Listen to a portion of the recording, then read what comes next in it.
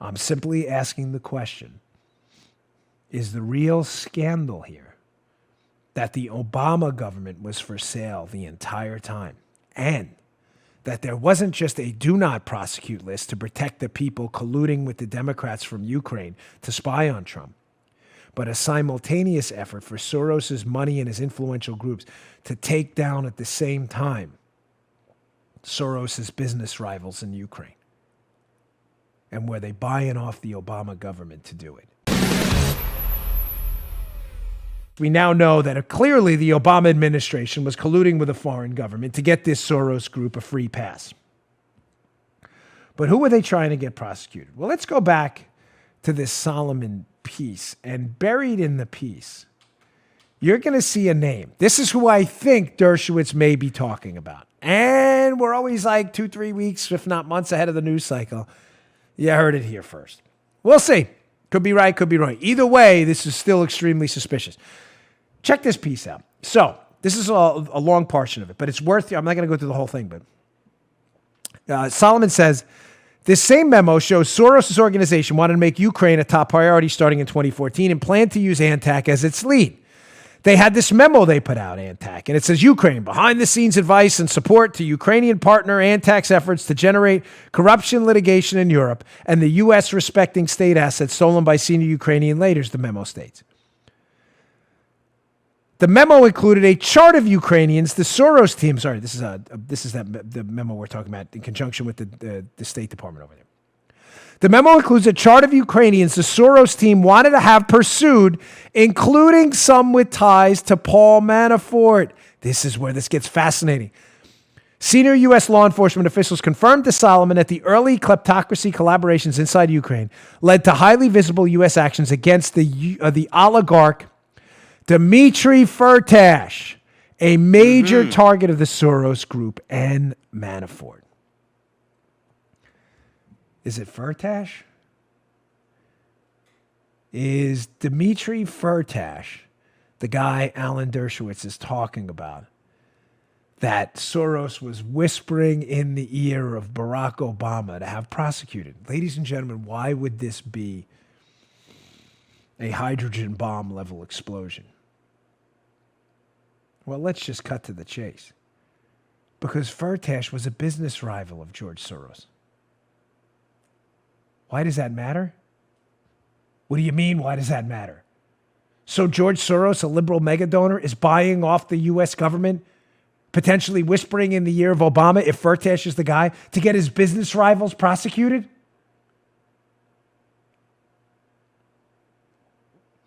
And the fallout was Donald Trump and everyone else who were spied on in the process? What a way to kill two birds with one stone, right? George Soros is liberal. Yeah. You can take out conservative Donald Trump and his campaign, and you can also knock off your business rivals at the same time. Now, what other evidence do I have that it may be Firtash that Dershowitz is talking about? Because, folks, we know Soros through a rather circuitous route. Soros' money and his groups have found their way into both the impeachment hoax, as we just talked about. Soros is clearly operating in Ukraine. You've seen that. I showed you that through the whole show, the do not prosecute list, staying away from ANTAC, all that stuff. That was what the Ukraine thing was all about. That's what Trump was concerned about, the corruption in Ukraine on the phone call with the Ukrainian president. The very core of the impeachment hoax, what the Democrats don't want you to see. Trump brought it up. It terrified them. So they tried to impeach him over it. They impeached him, and he was not removed from office. He was fully acquitted and exonerated. Now it's time to turn the table and look at what Trump was really concerned about.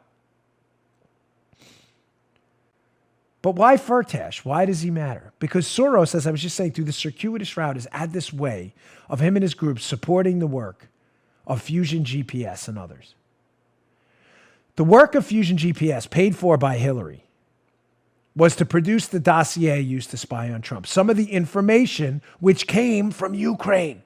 Some of those same lawmakers, Ukrainian lawmakers, that appeared on the do not prosecute list. Yes, some of the fake information used to spy on Trump team came from Ukrainians on the same do not prosecute list. The corruption Trump was concerned about in Ukraine. These people passed information to the United States in a foreign collusion scandal to get the president spied on and apparently to take out his business partners. Solomon's reporting is conclusive that he had his eyes, Soros's group, set on Firtash. Now, we know through the Open Societies Foundation that Soros's group has been funding the work of people like Dan Jones, a former Democrat staffer who worked on the Senate Intel Committee with Dianne Feinstein, who after Fusion GPS had produced their fake dossier used to spy on Trump, was still working to authenticate the fake hoax dossier that's been rebuked by everyone who's sane. So if Soros's influence and some of his groups and some of his money through circuitous means found its way to the effort to produce the fake dossier and to still to this day try to make the fake dossier appear real, even though it's a debunked, discredited hoax, who else had an interest in this guy Firtash? Let me go back to this Wall Street Journal piece from 2007, not 2017. I've used this piece often. How lobbyists help ex-Soviets rule Washington. Who is the author of this piece? Ladies and gentlemen, Glenn Simpson and his wife, Mary Jacoby. This was written in 2007. Yeah. This is the guy in Fusion GPS whose company produces the fake dossier to spy on Trump with information from Ukrainians who appear on a do not prosecute list that our embassy in Ukraine under the Obama administration is telling the Ukrainian government, don't look at them, as they're passing information to Simpson, who's pumping it into a dossier to get them to spy on Trump, and apparently in an effort by Soros-funded groups to get them to simultaneously attack Trump and attack George Soros' political opponent, Dmitry Firtash. What do we find buried in this 2007 piece by Glenn Simpson? Shocker, folks. Simpson had an interest in Firtash, too. Was this a journalistic interest? I'm just asking. Whose interest in Firtash is this here?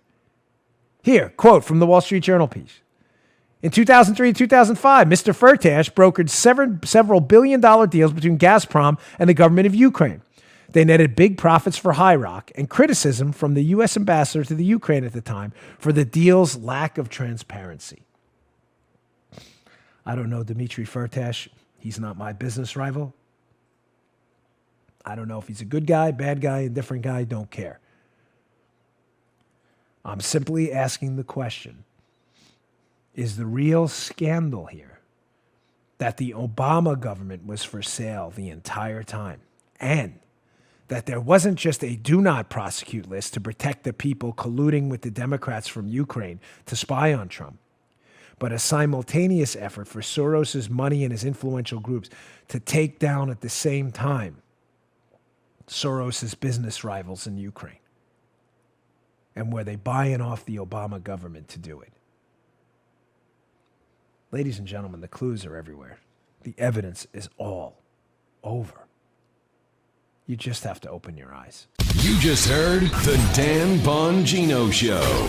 You can also get Dan's podcasts on iTunes or SoundCloud. And follow Dan on Twitter 24/7 @DBongino.